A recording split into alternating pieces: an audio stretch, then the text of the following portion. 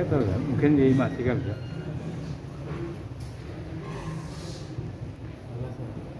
Tunggu.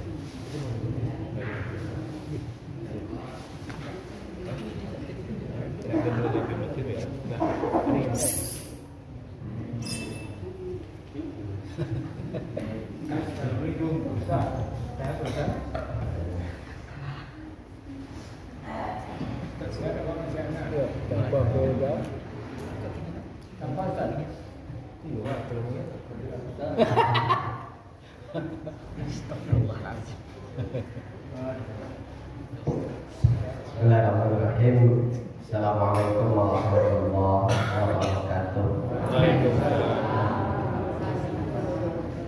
Alhamdulillahirabbil alamin. Wa bihi nasta'inu 'ala umuri dunya waddin. Asyhadu an la ilaha illallah wahdahu la syarikalah. Wa asyhadu anna Muhammadan 'abduhu wa rasuluh. Sallallahu alaihi wasallam. La nabiyya wa rasula ba'da amma ba'd. Kama qala an-nabiyyu fi hadits ayyuhan nas afsus salam wa at'imut ta'am wasilul arham wasallu fil laili wa nasu fil niyam wa adkhilal jannata darasa rawahu at-Tirmidzi. Syukur kita kepada Allah, alhamdulillah malam ini Allah masih memberikan kita hidayah. Alhamdulillah kita masih diberikan Allah kekuatan untuk bisa hadir ke masjid untuk menunaikan ibadah maghrib berjamaah dan juga hadir di kajian ilmu yang insyaallah selalu diberkahi Allah dan selalu didoakan para malaikat Allah. Salawat dan salam kita doakan kepada Allah semoga selalu dilimpahkan buat junjungan kita Habibullah Muhammad sallallahu alaihi wasallam. Allahumma shalli ala sayyidina Muhammad wa ala ali sayyidina Muhammad. Bapak sidang jamaah pada maghrib rahimakumullah. Alhamdulillah malam ini kita kutip satu hadis dari sahabat Nabi yang bernama Abu Salam. Hadis yang diriwayatkan oleh Imam At-Tirmidzi, di mana di hadis ini diceritakan Rasulullah baru memasuki kota Madinah. Sudah disambut oleh para sahabat dan Nabi mengatakan kepada para sahabat, ayyuhan nas afsus salam wa aqimut ta'am wasilul arham wasallu fil laili wan nasu fil niyam wa adkhilal jannata darasa. Kata Nabi kepada sahabat, wahai sekalian manusia, kata Rasulullah, tebarkanlah salam dan berimankanlah saudaramu dan hubungkan silaturahim dan sholatlah di malam hari saat manusia sedang tidur, maka kau masuklah ke dalam surga dengan selamat. Artinya ibu bapak, ada 4 jalan menuju surga. Bahkan 4 jalan mudah bagi kita untuk mendapatkan surga. Yang pertama kata Nabi, afsus salam, tebarkan salam. Artinya dalam kehidupan kita membiasakan setiap kali kita bertemu itu mengucapkan salam. Karena dampaknya bagi kita yang selalu bertemu mengucapkan salam, Allah malah mewajibkan dirinya untuk memberikan rahmat kepada orang yang mengucapkan salam. Ya, nanti surah Al-An'am surat yang ke-6 ayat 54 itu. Kata Allah, wa idza ja'aka alladziina yu'minuuna bi ayatina faqul salamun 'alaikum. Apabila kalian bertemu dengan hamba-Ku, kata Allah, yang beriman kepadaku dan beriman kepada ayat-ayat kami, kata Allah, maka ucapkan salamun alaikum, salam. Kataba rabbukum ala nafsihi rahmah, maka Allah mewajibkan dirinya untuk memberikan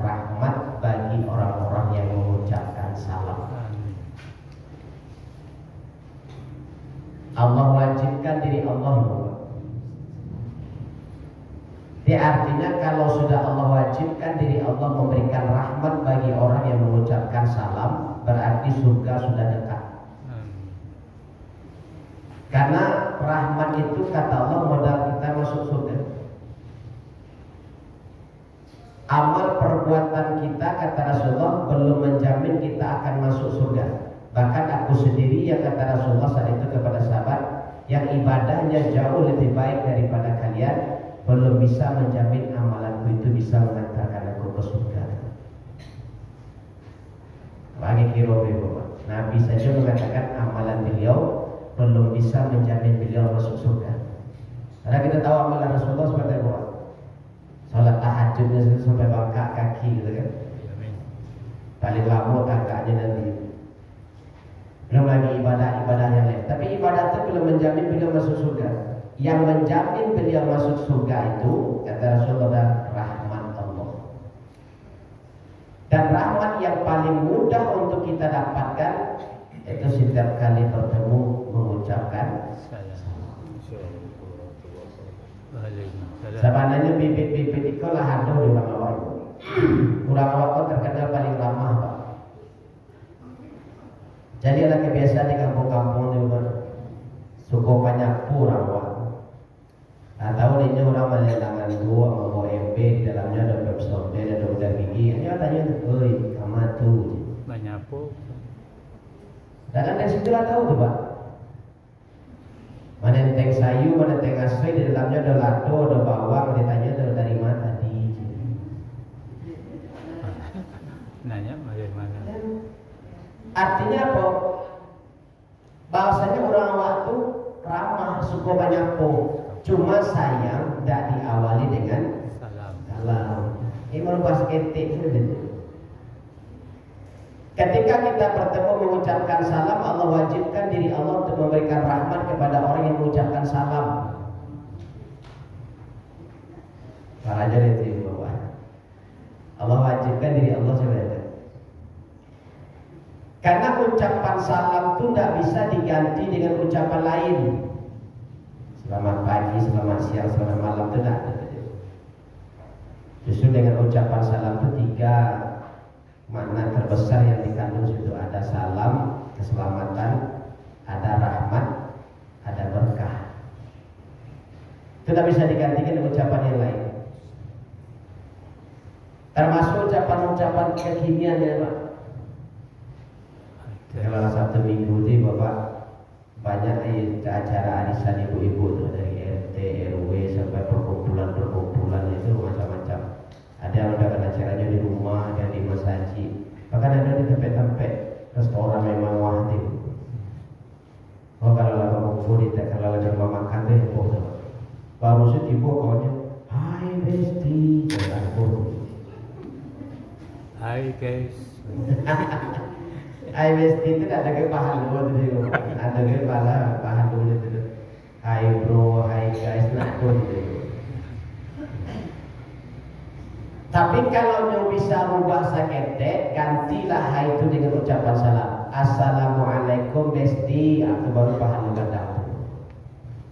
Tapi kalau hai nada, hai, halo, selamat pagi, selamat siang, selamat malam, ada keberkahan itu. Hai bro.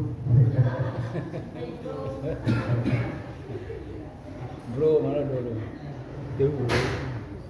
Ini nama orang apa? Lacik seragam, laki nama produksi gini lagi. Si Adil ini orang pro. Jadi ucapan salam itu ucapan dari semenjak di surga. Ketika Allah menciptakan Adam, ketika Adam berada di dalam surga, dekan ada kawan, Adam menyuruh itu surang itu. Sementara malaikat berkumpul. Ditegur Adam oleh Allah, Adam, maka menyuruh gitu, bergabung ke malaikat. Dan dengar apa yang diucapkan malaikat untukmu. Begitu Adam masuk ke komunitas malaikat bergabung, apa kata malaikat kepada Adam? Assalamualaikum warahmatullahi wabarakatuh Adam. Adam tak kaji kan ucapan itu baru didengar Adam itu. Apa kata Allah? Hadhihi tahiyyatuka wa dzurriyyatuka. Inilah ucapan salam untukmu dan untuk keturunan-keturunan. Maka sampai ini ucapan salam itu dapat duka dari dulu ini. Karena itu ucapan dari semenjak di surga. Bahkan nanti kita masuk surga disambut oleh mereka dengan ucapan salam. Salamun alaikum bima sabartum. Disambut oleh mereka dengan ucapan salam. Jadi kalau awak ingin disambut oleh mereka nanti dengan ucapan salam masuk surga, mulai kini biasakan setiap masuk surga ucapkan salam. Salam itu pendek apa yang? Boleh yang panjang, boleh yang pendek. Salam, tapi perbuatan itu sesuai dengan aturan Allah. Jangan bikin ke sana. Gimana Pak? Awak menjawab salam itu, tapi perbuatan itu sesuai dengan aturan Allah. Jangan bikin ke sana. Yang penting asal ada orang beriman dengan Allah, lainnya beriman mengaku Islam, ucapkan salam. Itu masuk. Kalau perbuatan itu sesuai dengan aturan Allah, apa aja? Tidak masalah. Salam. Masalah. Sesungguh. Tak suruh. Itu yang Islam tetap berlaku. Cuma kan Allah memberikan rahmat bagi orang yang mengucapkan salam. Ya kadang-kadang kalau membiasakan yang biasanya tidak pernah mengucapkan salam setiap bersombong, begitu berubah itu Pak, sudah sombong assalamualaikum, assalamualaikum. Itu kecil orang apa? Mengaji itu. Kalau ada imam mengaji, nama Pak Nabi itu imam mandi itu. Tidak selesai ayat itu. Reaksi perubahan itu pasti kita kaji.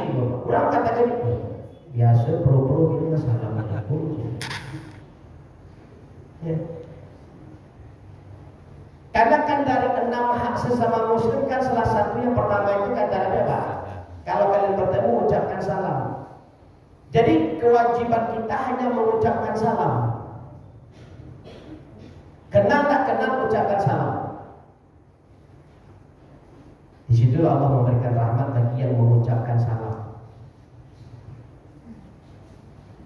Makanya para sahabat itu kalau Rasulullah itu berabu-rabu paling dulu mengucapkan salam. Bahkan sampai-sampai Bapak Umar pun menangis curhat ke Nabi ketika Abu Bakar tidak pernah mengucapkan salam pertama kali kalau Rasulullah di beliau. Mengadu kan Nabi, Rasulullah pun atau apa salahmu ke Abu Bakar. Kenapa kata Nabi? Setiap kali bertemu Abu Bakar dia tidak pernah mengucapkan salam. Tetapi begitu aku ucapkan dia jawab. Kata Nabi kita panggil Abu Bakar supaya jalin masalah. Tanggung, apa Rasulullah? Apa masalahmu dengan Abu Bakar, dengan Umar Abu Bakar? Tidak ada masalah apa dengan Umar. Kau Umar curhat sampai mana ini? Setiap kali dia bertemu denganmu, kau tidak pernah mengucapkan salam. Tapi begitu Umar yang mengucapkan salam, kau jawab. Ada masalah apa sebenarnya aku mengucapkan salam ke Umar? Karena kau sendiri yang berkata waktu itu Rasulullah, dan aku masih teringat katanya. Siapapun yang pertama kali mengucapkan salam, maka dialah yang pertama kali Allah masukkan ke dalam surga. Ya, aku mau saudaraku ini yang pertama kali masuk surga, makanya aku tunggu dia mengucapkan salam pertama kali. Gitu. Masya Allah. Itu hebatnya salam itu. Bahkan kata Rasulullah, orang yang tidak berbaikan dengan saudaranya lebih dari 3 hari, maka kata Nabi, siapa yang mengucapkan salam, maka itulah yang pertama kali Allah terima amalnya dan Allah masukkan ke dalam surga. Amin. Nama itu. Dia tidak perlu berjawab-jawab kata, tidak perlu berjawab tangan, cukup berjawab salam. Selesai. Selamat. Hebatnya salam. Dan hukumnya mengucapkan salam, kata Nabi, yang mengucapkan cukup 1 orang dan menjawab cukup 1 orang. Di artinya gini Bapak, mengucapkan salam itu hukumnya sunnah, tapi menjawab salam itu kondisi. Kalau dia sendiri, awak sulam mengucapkan salam, dan awak wajib menjawab. Tapi kalau bersama seperti ini, hukumnya bukan lagi fardu ain, tapi fardu kifayah. Makanya menjawab salam cukup 1, menjawab salam cukup 1. Ya, kalau ada ustaz menceramah, assalamualaikum, ya, lambok mah diulangnya balik, dingin mah diulang balik, itu apa lama saja. Ya. Dia mengucapkan salam, menjawab salam cukup 1 orang. Ini misalnya ibu bapak ada kawan sakit, dirawat di rumah sakit, ya misalnya sakit asma gitu, dirawat, ini suram dalam ruangan itu. Terus anaknya sedang datang ditampai, sampai kedua itu suram dirawat di ruangan itu. ibu bapak datang 20 orang. Jangan kan 20 orang macam salam ibu bapak. Langsung dapat oksigen dari kodo. Kita sesama 20 orang. Maka kecil Nabi cukup satu orang yang pertama saja mengucapkan salam yang semua balik masuk selesai. Jangan kan 20 orang mengucapkan salam ibu adiknya ibu bapak. Assalamualaikum. Salam saja. Tetap assalamualaikum. Nah itu juga dulu ya. 20 orang nanti ikut ini bu. Apa Ustaz, apa keuntungannya kelebihannya kalau kita assalamualaikum tapi orang banyak menyebut waalaikumsalam berapa? Ada keuntungan? Lebih baik. Nanti salam itu dijawab. Dan yang mengucapkan dan menjawab itu kan sama-sama dapat rahmat. Kalau yang mengucapkan diberikan Allah rahmat, berarti yang menjawab pun Apa rahmat? Maka kami biasakan untuk mengucapkan salam karena ucapan itu ucapan sampai ke surga. Ya. Dan makanya kadang-kadang kan sampai ada aturan juga kalau masuk datang ke rumah orang bertamu ke Nabi ketuk rumahnya ucapkan salam sampai 3 kali. Kalau 3 kali tidak ada jawab pulang ke Nabi. Nabi membenci orang yang bertamu mencigok-cigok ke rumah orang melalui jendela, atau melalui kaca, atau melalui kunci. Saking kesannya Nabi, kalau orang bertamu itu kamu tidak beradab pada Nabi. Kalau orang saya kan Assalamualaikum, ada dong. Nanti kau kali nanti cigok, kayak Nabi colok kan yang itu pakai tungkek. Sampai segitu Nabi. Karena orang bertamu seperti itu tidak beradab. Jadi kalau ibu bapak baca Assalamualaikum sekali tidak ada udah jawab. Assalamualaikum 2 kali tidak ada, 3 kali tidak ada pulang. Jadi cikgu-cikgu dia. Sampai segitu. Dan kalau bertamu ke rumah orang mengucapkan salam, mengetuk pintu mengucapkan salam, kata Nabi jangan berdiri di depan pintu rumah orang itu. Dan sampai mata aku ketika dia buka pintu langsung masuk ke dalam, bisa mencelik ke dalam. Kenapa ibu bapak?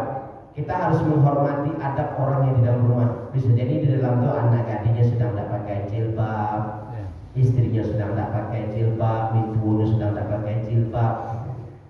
Begitu katakan dibuka pintu terbuka, mata langsung ke dalam, nampak betul di dalam. Nah, makanya kata Nabi, kalau mengetuk pintu di rumah orang ingin bertamu, ketuk dari samping. Jika itu pintunya ada samping saja. Assalamualaikum, ketika dibuka, wajah orang buka pintu dan nampak. Jadi mata ada langsung ke dalam itu. Adabnya itu.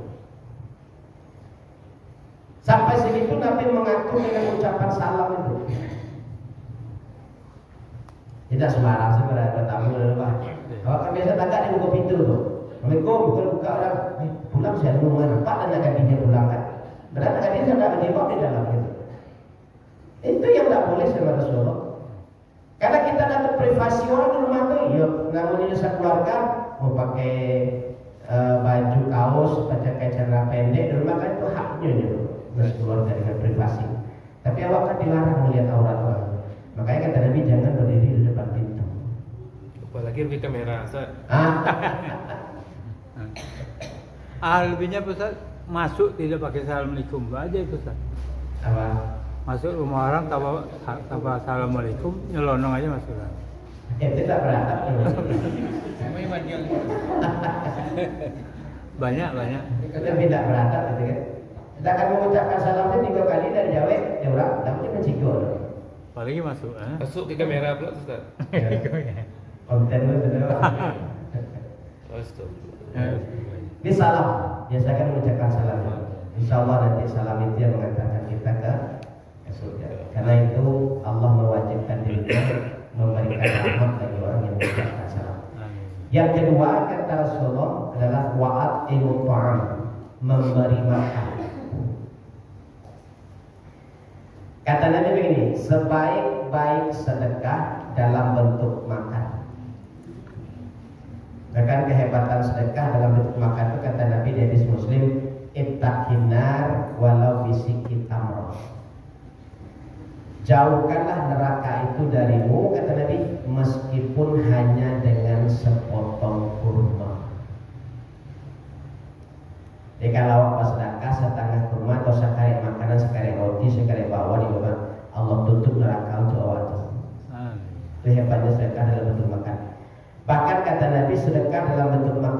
bisa menjadi sedekah jariah. Sedekah jariah. Maka misalnya kita bagi makan ke orang sepiring nasi atau sepiring lontong. Sepiring nasi itu akan menjadi setetes darah yang hidup di dalam tubuh orang itu, dan itu akan menimbulkan energi bagi orang yang memakan.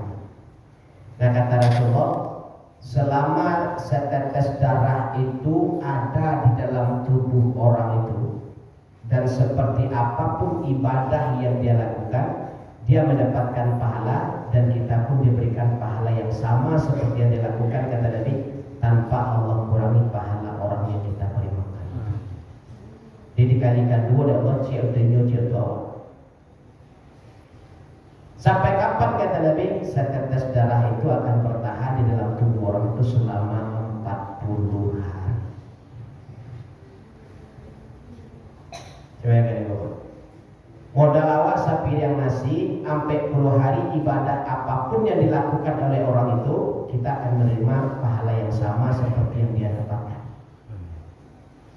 Makanya kata Nabi, sebaik-baik sedekah berikan kepada orang yang bertakwa, dan sebaik-baik menerima sedekah terima dari orang yang bertakwa. Kenapa sampai segitu Nabi mengatakan yang Pak? Imbasnya, efeknya timbal balik, kedua belah pihak mendapatkan pahala yang sama. Dia bukan gitu, tidak boleh bagi sedekah ke orang yang tidak sholat, boleh.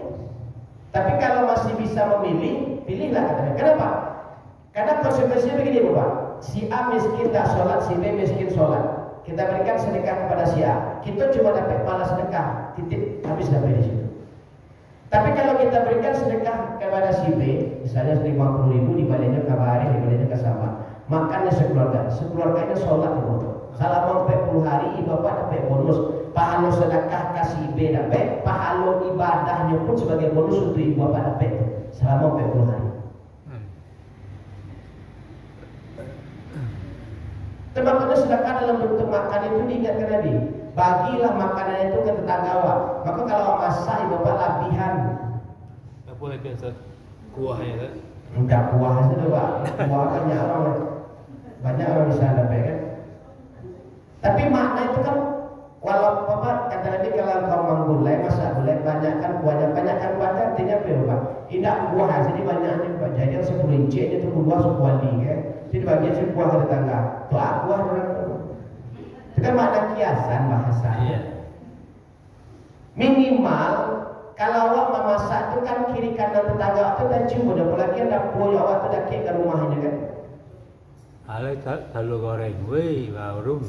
Apalagi Pak goreng sampai itu bocah boleh jari yang bocah boleh tu. Tapi bau sudah orang sebalahnya jari yang nanti tiba-tiba ke rumahnya tu. Antara kalau sekelipat dua kelipat dia makan dia sebidang nasi. Modal 2 inci jari yang dia Pak dia makan sebidang nasi jadi darah daging. Pahala 40 hari Bapak terima tu. Tapi masak tu dia pas-pas dia terletak sudah banyak lapihan. Antara sebelah. Karena itu hebatnya dahsyatnya sedekah dalam bentuk makan. Makanya kalau kita baca riwayat dari Bapak Nabi Ibrahim itu terkenal dengan nama Ibrahim itu karena bahasa Arabnya kan Abu Rahim gitu. Ibrahim itu kan bahasa Ibrani. Artinya bapak penuh dengan kasih sayang.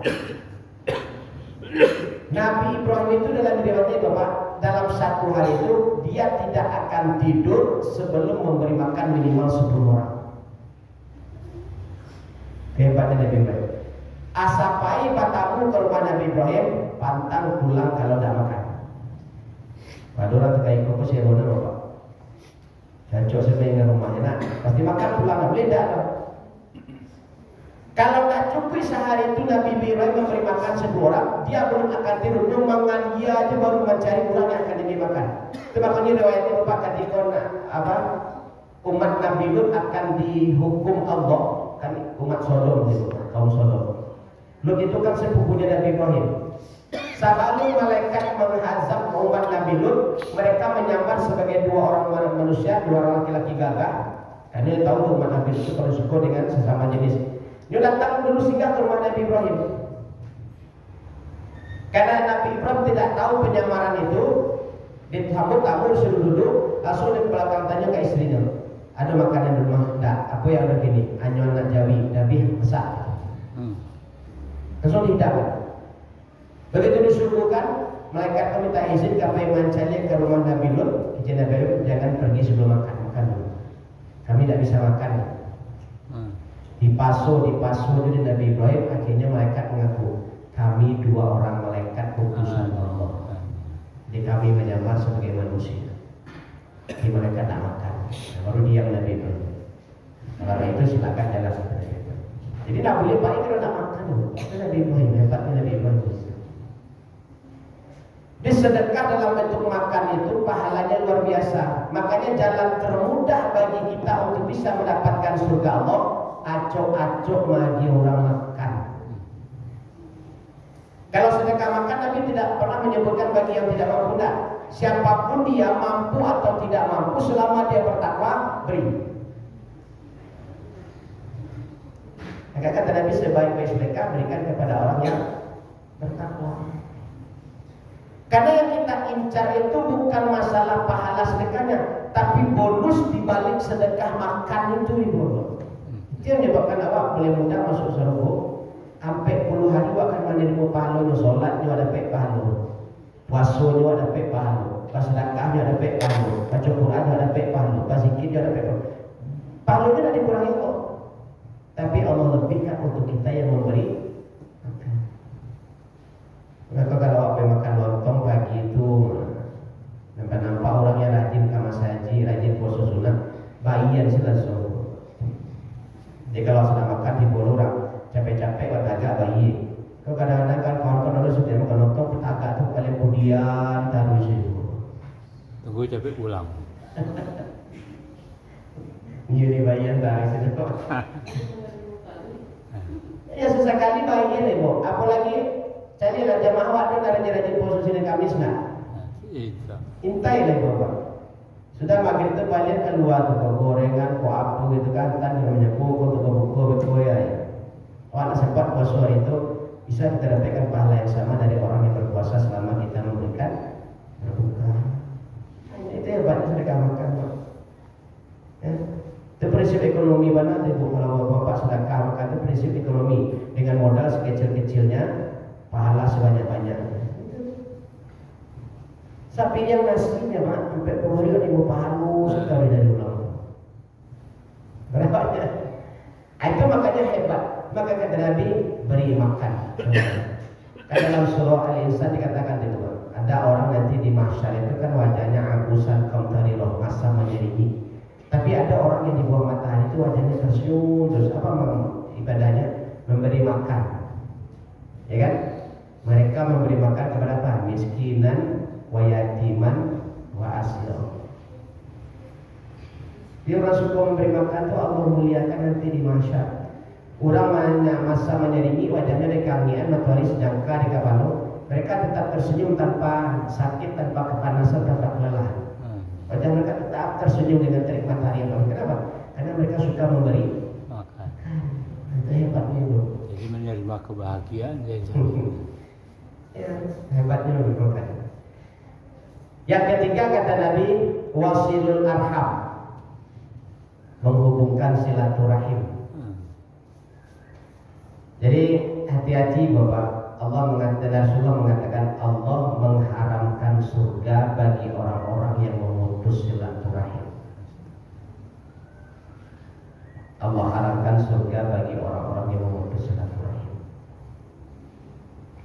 Dan kata Nabi, siapapun yang ingin dipanjangkan umurnya dan Allah bukakan pintu-pintu rezeki untuknya, maka selalulah hubungkan silaturahim. Makanya ada sahabat Nabi yang Allah panjangkan umurnya. Kenapa ya Pak? Karena suka menghubungkan silaturahim itu. Ada kisahnya itu.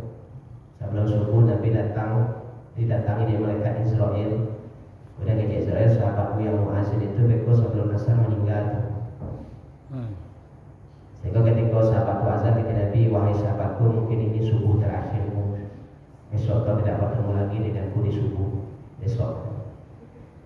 Begitu zuhur Nabi katakan, mungkin ini azan terakhirmu, karena setelah ini asar kau tidak akan bisa lagi menggunakan azan. Tapi masuk waktu asarnya malah azan juga dia ibu. Tak kaji Nabi kecil malaikat Israel sebelum asar nafasnya akan berakhir, ruhnya akan dicabut. Tapi begitu ditanya Nabi, kenapa? Ya kece sahabat, kece malaikat Jibril. Setelah zuhur tadi dia datang mengunjungi saudara-saudaranya bersilaturahim. Maka Allah suka dengan amalannya, maka Allah panjangkan umurnya sampai batas yang Allah tentukan. Dia awal pernah tahu ibu bapak saya ini buat sebenarnya pendek dari yang ini. Tapi dia rajin bersilaturahim, selalu menghubungkan silaturahim. Acok juga tanya kabar kalau senangnya jauh-jauh, acok menolong orang-orang yang tersakti. Jadi gara-gara itu. Gara-gara itu. Dan bersedekah pun nih bapak bisa memanjangkan umur. Jadi sedekah, silaturahim itu bisa memanjangkan umur. Kalau kisah orang yang dipanjangkan umur karena sedekah itu di zaman Nabi Ibrahim. Ketika seorang sahabat Nabi Ibrahim yang malam itu datang ke rumah Nabi Ibrahim dengan tujuan dua. Pertama bersilaturahim, yang kedua mengundang kita ke Baralek. Besok pagi ke menikah. Di saat matahari terbit, masa matahari naik di waktu duha itu, dia akan melangsungkan ijab kabul besok. Ada orang katakan Israel di rumah Nabi Ibrahim. Ditanya Israel tentang siapa Nabi Allah. Itu sahabat Nabi sekaligus murid. Makanya kemarin yang mau undang besok itu ijab kabul. Bila waktunya pagi ketika matahari sedang naik sebagai lahar. Oh pas mana gitu, betul. Hari jam saat segitulah kau akan mengambilnya ruhnya karena dia akan wafat di sana. Nah, kalau Nabi Ibrahim kita tahu tidak.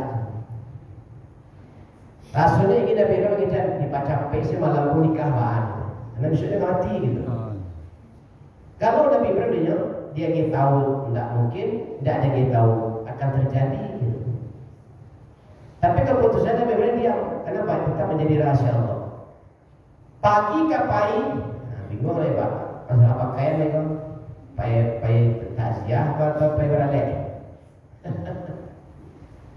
Tapi Nabi Ibrahim tetap berprasangka baik. Dia tetap diundang dengan pakaian yang gembira karena menghadiri pernikahan sahabatnya atau muridnya.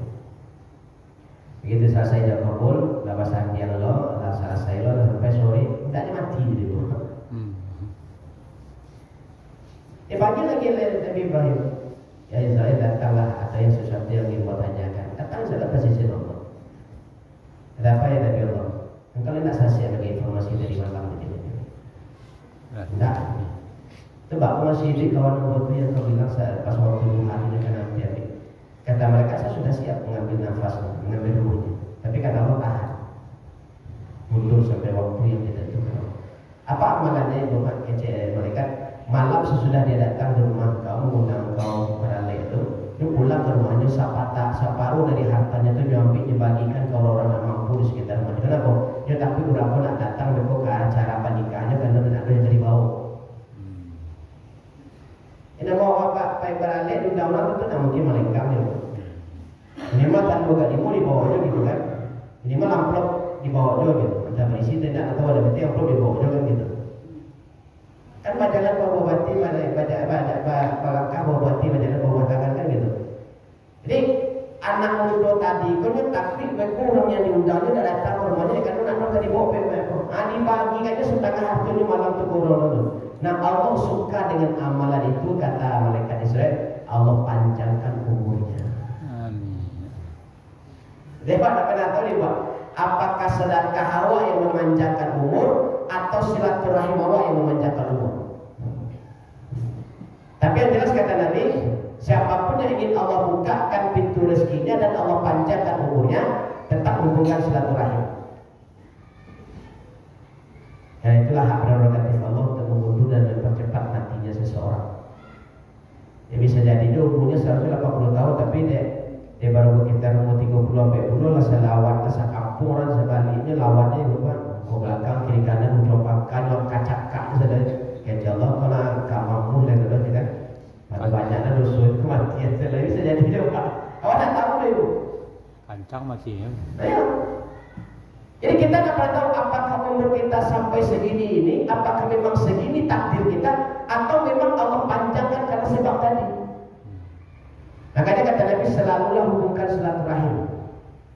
Karena bisa jadi Allah memiliki rencana di sebalik silaturahim itu. Sore yang kampe Bapak kata Nabi wasallu fil laili wan nasu fil niyam. Salatlah di malam hari di saat manusia sedang tidur.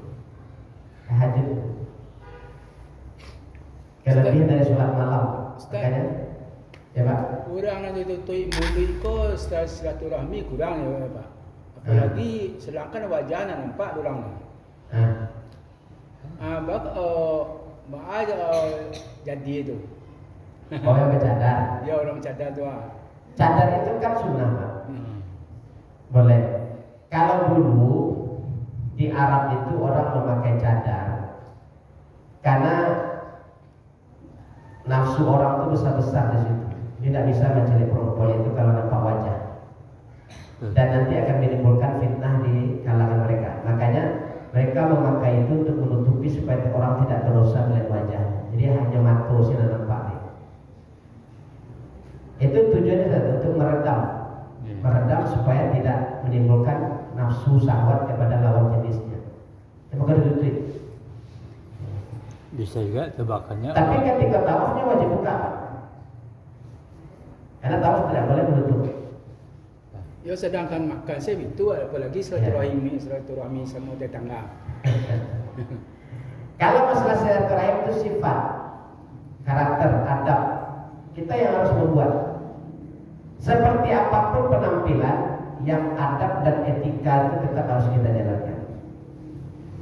Ya, selama kita dipandu oleh Rasulullah dalam beradab, dalam beretika, dalam bertamu, dalam memuliakan tamu dan segala macam, kita patuhi itu. Tapi jangan sampai kita salah paham.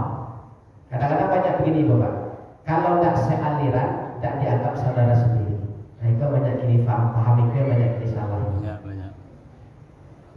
Karena satu aliran itu jangan sampai membuat pengikutnya menjadi taklid. Karena mohon maaf, ada beberapa di antara aliran kita, kalau ustadznya berceramah tidak dari aliran awak, jangan pulang. Aduh, maka setiap bukan ustadz dari kaum itu, dia pulang saja. Banyak. Aduh, karena diajarkan seperti itu. Nabi melarang taklid. Karena itu dosa. Para imam mazhab melarang taklid. Di setiap kitab para imam mazhab itu dicantumkan di akhir tebal. Kalau ada pendapat yang lebih hebat dari pendapat saya, dalilnya lebih rajih daripada dalil yang saya punya, ambil pendapat mereka, tinggalkan pendapat saya. Nah itu kalau kalian berpaham, kamu harus sampai tak pernah imam mazhab mengatakan. Di aliran ditanamkan itu Pak. Kalau kita nak masuk liriko, jangan pengajian ustaz awak sih, yang lain kan. Itu sasek. Masuk sesama Islam dibilang sasek. Itu yang tak boleh. Bahkan dulu ada yang ekstrim itu Pak. Ekstrim benar. Sesama Islam, nya bertetangga, sedang tajamu kain, nya keluar. Kalau hari hujan, tetangga pun berinisiatif karena ingin menolong tetangga, diangkatlah jemuran dia, diletak di terasnya. Setelah itu ditanya, siapa kayak jemuran apa dari Ambo? Ayolah, ibu baju dah dicuci ulang itu balik. Apakah senajis itu kaum sesama Islam gitu? Kenapa? Karena hanya tidak sealiran. Jadi kalau faham itulah menyentuh ke situ, itulah salah, itulah taklid itu yang dilarang oleh Rasulullah. Jangan taklid, jangan fanatik. Jadi kalau negara-negara itu akhirnya menjauhkan diri, berarti dia memutus silaturahim. Karena disebabkan taklid tadi sampainya memutuskan silaturahim, kata Rasulullah Pak, Allah mengharamkan surga bagi orang-orang yang memutus Silaturahim. Karena sesama Islam itu apapun adanya silakan. Tujuannya sama. Tapi tetap bersaudara. Innamal mu'minuna ikhwah. Apapun adanya silakan. Tapi kita tetap satu saudara. Jangan sampai memisahkan diri. Jangan sampai menganggap kita lebih baik daripada mereka. Itu tidak boleh. Silakan mau berpenampilan seperti apa silakan.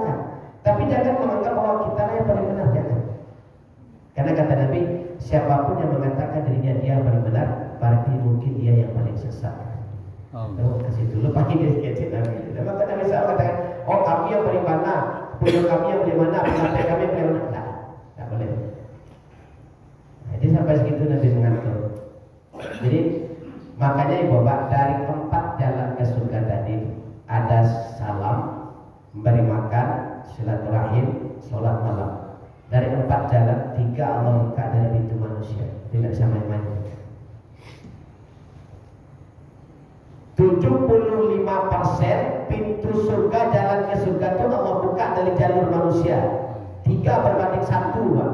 Jadi kalau kita hanya fokus ke Allah, tidak fokus ke manusia, kita abaikan yang 3 ini, bisa jadi kita masuk ke neraka, tidak jadi masuk surga. Ini tidak bisa kita main-main di situ. Di 3 Allah buka jalan ke surga itu dari jalur manusia, hanya 1 dari jalur. Makanya ibu bapak, selagi kita masih bisa berbuat baik dengan selalu bertemu dengan mengucapkan salam, nggak usah pandang dari mana, yang penting selama dia berlebatan Islam kita ucapkan, beri makan, tetap hubungkan silaturahim, siapapun mereka, dari manapun asalnya, selama dia bertetangga dengan kita, berwarga dengan kita, tetap hubungkan silaturahim. Dan yang ketiga, yang keempat, sholat malam di saat manusia sedang tidur. Baik ibu bapak, ini hanya sekedar mengingatkan. Jadi jangan abaikan interaksi kita dengan sesama manusia, karena muamalah itu hukum yang paling banyak mendatangkan kemudaratan, tapi juga paling banyak mendatangkan manfaat kalau kita bisa mengambil hikmah di sebalik muamalah itu. Makanya hukum muamalah itu paling luas penjabarannya, paling luas. Maka mudah-mudahan kita bisa masuk ke dalam surga Allah dari 4 jalur ini. Dan kalau bisa kita lakukan keempatnya bagus, kalau tak pilih salah satu yang bisa kita lakukan, dan itu bisa menjadi istiqomah bagi kita sendiri. Kita tutup dengan doa kafaratul majlis. Subhanaka Allahumma wa bihamdika, asyhadu an la ilaha illa anta, astaghfiruka wa atubu ilaik. Billahi taufiq wal hidayah. Assalamualaikum warahmatullahi wabarakatuh. Waalaikumsalam warahmatullahi wabarakatuh. Itulah tadi ceramah dari Ustaz Dr.